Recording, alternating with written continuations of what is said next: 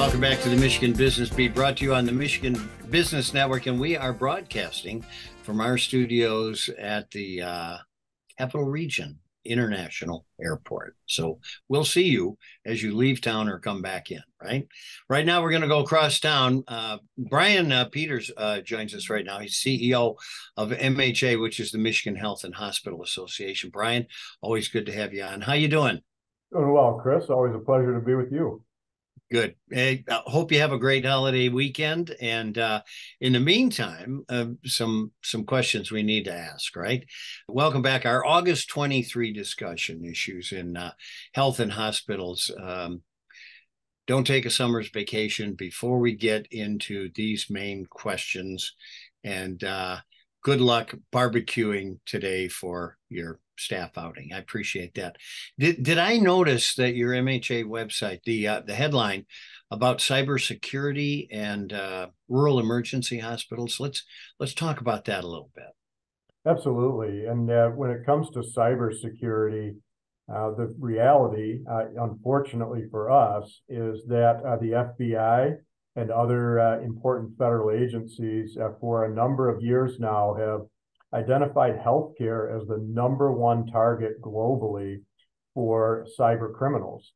And the reason for that is very clear. We have a wealth of very important and impactful data that we house within Michigan hospitals and health systems, both financial data and certainly personalized health information as well. And so we have seen both in Michigan and across the country a number of hospitals, but also insurance companies and other healthcare related enterprises that have been the victim of a cyber attack, typically a ransomware attack that can really do incredible damage to the operations of a healthcare facility. And so we've been trying to do everything we possibly can to work with our members throughout the state and provide a bit of an early warning system and advice and counsel on how to handle these very important issues.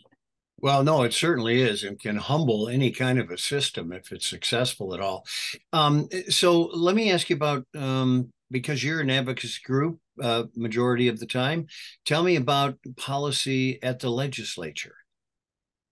Well, absolutely. There's a lot that our state and federal officials can do to provide the resources that we need to create the appropriate safeguards to protect healthcare enterprises from these sorts of cyber attacks.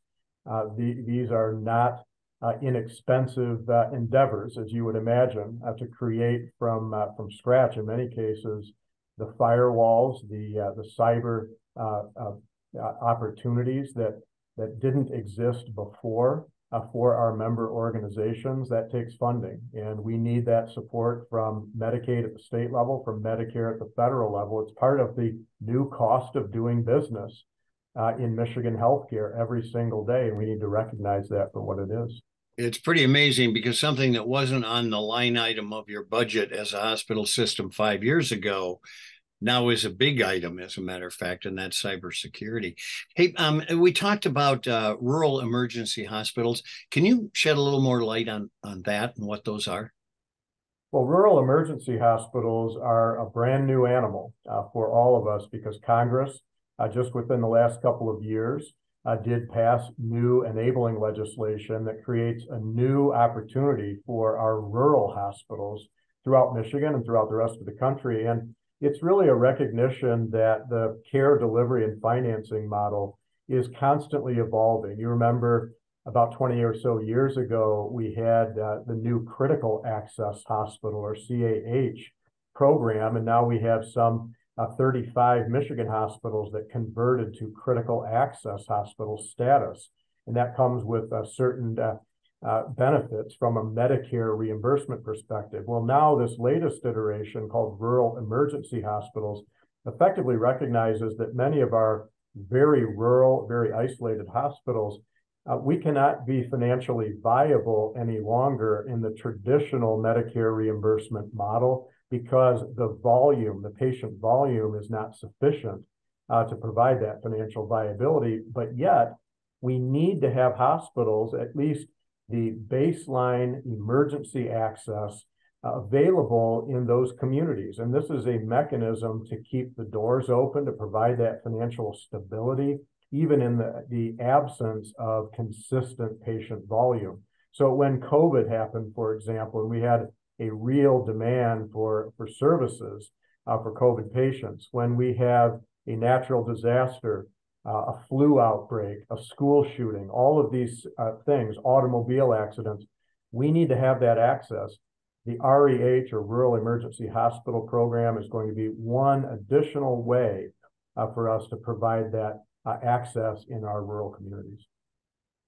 Brian, as we kind of wrap up here, Business Network interview, you guys are exploring healthiest healthcare jobs in Michigan?